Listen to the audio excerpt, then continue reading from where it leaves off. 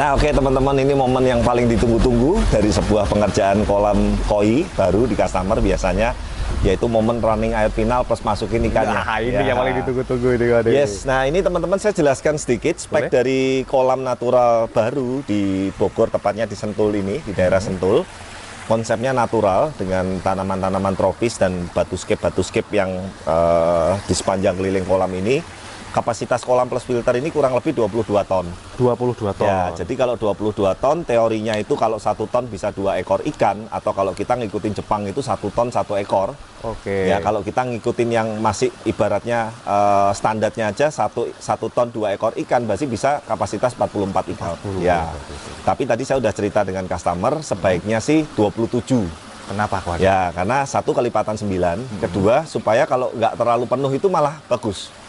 Ya memang kalau koi makin rame itu biasanya mentalnya itu makin bagus. Cuman memang biasanya agak kelihatan jadi terlalu penuh, itu takutnya. Betul. Nah saat ini ikan yang masuk ke sini ada ikan baru dari kita, ada ikan lama dari customer. Ini totalnya ini 8. Ya saat ini 8 ekor, dan ini nanti sampai 3-4 hari ke depan saya udah ngomong dengan beliau jangan dikasih makan dulu. Nah salah satu ciri-ciri ikan baru masuk di kolam teman-teman, dia suka di dasar, dia masih stres, dia kadang diem di dasar, itu wajar. Kenapa ya? Ya, karena dia masih penyesuaian dan biasanya dia masih ibaratnya penjajakan di habitat kolam yang baru. Oke. Nah, biasanya nanti beberapa hari ke depan dia mulai naik ke atas, mulai cari makan, mulai lapar. Nah, itu nanti salah satu ciri-ciri sudah boleh kasih makan. Oke. Intinya kalau untuk awal-awal begini, tahan dulu. Memang kita tuh tahu bahwa keasikan hobi koi itu adalah saat kasih makan. Nah, betul ya Pak. kan? Tapi tetap kita harus tahan dulu. Customernya juga tadi udah saya kasih pengertian, kira-kira 3-4 hari ke depan. Oke. Ya, nah teman-teman yuk kita bahas. Jadi tadi kembali lagi, kolam plus filter ini kapasitas 22 ton atau 22 kubik. Dengan output balik ke kolam ini kita setting menjadi waterfall yang di ujung sana. Jadi waterfall ini satu pompa sendiri. Kapasitasnya 15.000 Khusus buat ya, khusus untuk waterfall ini. Makanya riak airnya, jatuhnya airnya cukup kenceng. Oke. Nah, tadi saya juga bilang udah sama customer kalau kekencengan kita udah siapin keran untuk stylenya juga. Tapi oke, nggak masalah. Takutnya kan ada yang merasa kadang kalau malam itu udah silent, udah sepi, bising. Nah, tapi tadi customer oke. Ini ketinggian berapa ini kalau Ketinggiannya paling ini 1 meteran lah ya. 1 meter ya? Ya, 1 meteran, memanjangnya ke sana kurang lebih 1,5 meter, lebih sedikit. 3 trap ya? 3 trap, ya. 3 trapnya ini kita buat jatuhnya ini acak teman-teman. Jadi memang kadang pemilihan bisa pakai batu lempeng yang jatuhnya lebih rapi. Tapi ini kita random lah intinya. Kita batunya kita tata nggak beraturan, sehingga teman-teman lihat hasil air jatuhnya ini pun random. Seperti itu. Nah kemudian output yang kedua, satu pompa lagi 15.000, itu outputnya balik menjadi arus. Ya, di bawah air terjun sebelah kiri satu, sama di sebelah skimmer yang sebelah sini satu. Jadi kalau teman-teman lihat air di permukaan ini dia berputar searah dengan arus yang kita setting. Kemudian bottom drain kita pakai 3 in atau 4 in ya. Ini ada masaan juga TL-nya. 3/4. Ada 2 ya. Kemudian skimmer juga kita kasih 2. Dripping air untuk nanti kita perlukan, namanya kolam natural, air terjun muncrat-muncrat seperti ini, outdoor kena panas, pasti dalam beberapa hari itu akan ada penyusutan sedikit. Entah mungkin 1/4 cm, setengah cm, itu wajar karena itu kan memang penguapan, nyiprat dan segala macam. Kita dripping airnya juga udah siapin. Jadi tinggal buka tutup keran aja. Dan kita orangnya disembunyiin di bawah batu air terjun itu. Jadi nggak kelihatan. Nah, filter mungkin karena ini udah ditutup rapi, tapi mungkin di video sebelumnya teman-teman udah lihat ya. Jadi susunannya standar teman-teman. Yang pertama sikat brush, kedua jet mat, dua-duanya ini mekanik. Yang ketiga batu apung atau biostone atas oyster, yang keempat full biocube. Ya, kelima pompa dan UV. Jadi itu sudah umum lah kita pakai standar di Blast ini seperti ini. Sebetulnya bisa besar ini berapa persen ini kok, Deh? Kapasitas filter hampir 40%, 40%, 36, 38 ya. Udah sangat-sangat cukup sekali. Dan ini kedalaman kolam air bersih 1,2. 1,2. Ya, cukup lumayan dalam. Nah, makanya kan saya bilang teman-teman sebetulnya kolam koi itu nggak usah terlalu dalam, tapi yang penting kita usahakan di atas 1 meter. 1,25, 1,5 itu idealnya di situ.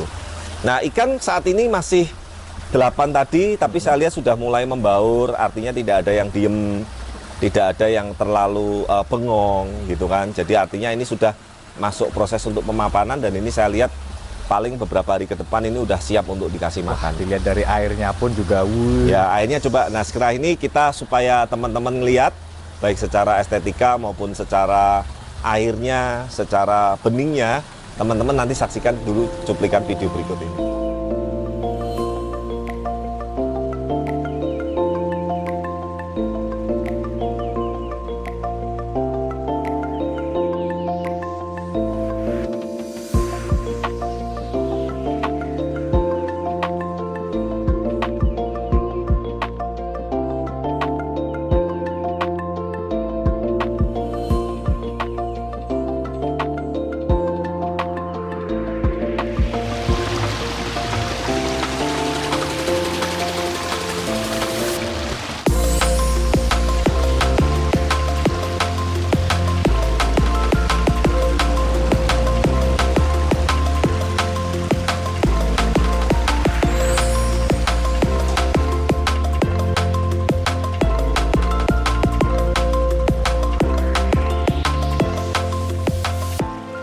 Oke, nah itu tadi ya teman-teman ya, asik banget. Jadi inilah yang saya suka dari konsep natural ini, memang membuat suasana rumah kita ini jadi lebih adem. lebih adem. Adem dalam artian adem ini suara gemericik air, terus kita ngelihat air. Kenapa saya suka duduk di sini dan tadi customer juga cerita setiap pagi sekarang beliau juga suka nongkrong di sini. Jadi kadang sambil celup-celup air di kaki sedikit begini ya. Nah, intinya nggak apa-apa juga sih, yang penting kakinya kita bersihin, jangan kaki yang kotor atau kena debu, kena tanah. Tapi ya intinya kalau seperti itu masih is okay, karena sistem filtrasi dan segala macam kita udah hitung sangat, kapasitasnya sangat cukup sekali. Dan ini untuk tanaman-tanaman saya lihat juga udah mulai mapan.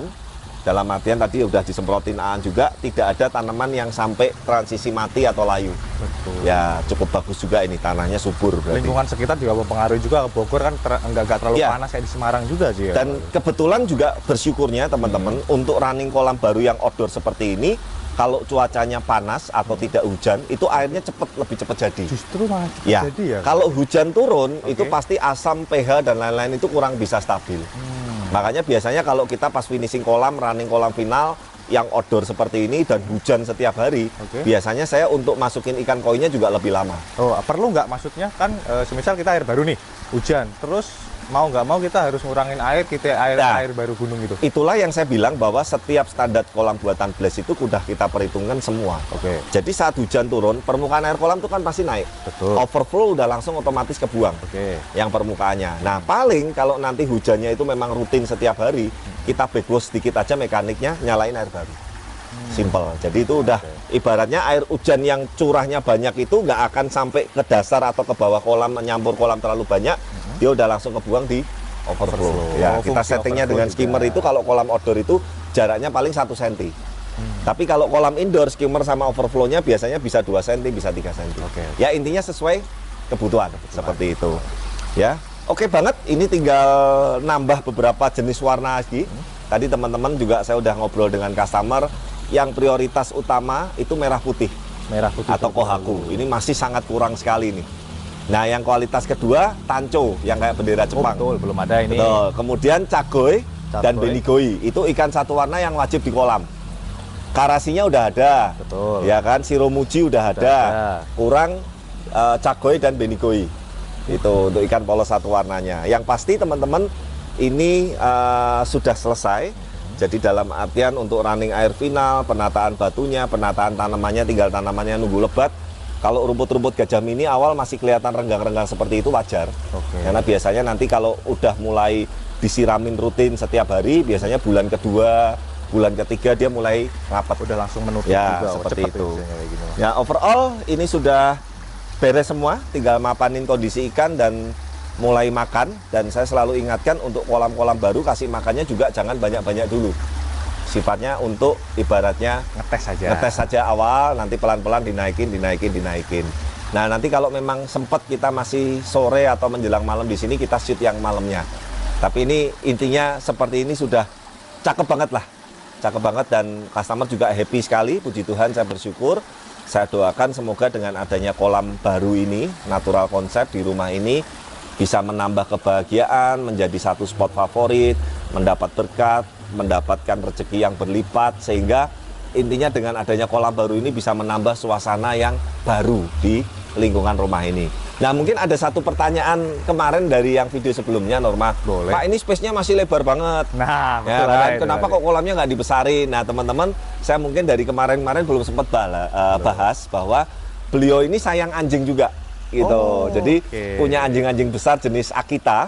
Itu anjing yang sangat besar sekali dan itu perlu space untuk dia bisa berlari-lari, bermain-main. Biasanya kan kalau nggak ada kita dilepas tuh. Betul. Nah, kalau ini dihabisin untuk taman, untuk kolam terlalu besar, takutnya space untuk mereka main-main juga jadi agak kecil. terkurang. Jadi memang bukan kita nggak mau besarin kolamnya, tapi memang selain hobi koi ini atau hobi kolam ini, beliau punya hobi yang lain, penyayang binatang, yaitu anjing Akita, American Akita. Ya, nanti teman-teman kayak apa anjingnya, gede sekali. Itu Aan kemarin sempat mau mau dibrakot ya, gede sekali.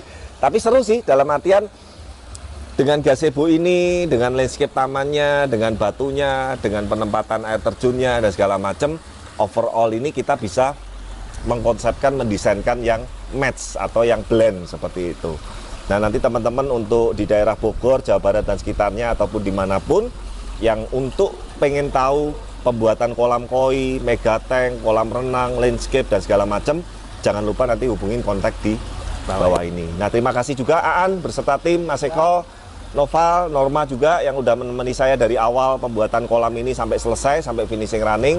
Semoga nanti kedepannya kita bisa memberikan sharing-sharing dan karya-karya yang lain lagi, yang pasti yang berbeda, yang nuansanya juga berbeda, yang konsepnya berbeda, dan semoga itu bisa menjadi hiburan, tontonan yang positif dan menjadi edukasi yang bermanfaat. Oke. Ya, jangan lupa dukung terus channel kami, like, comment, dan subscribe. Dan sampai ketemu di video-video berikutnya. Bye-bye.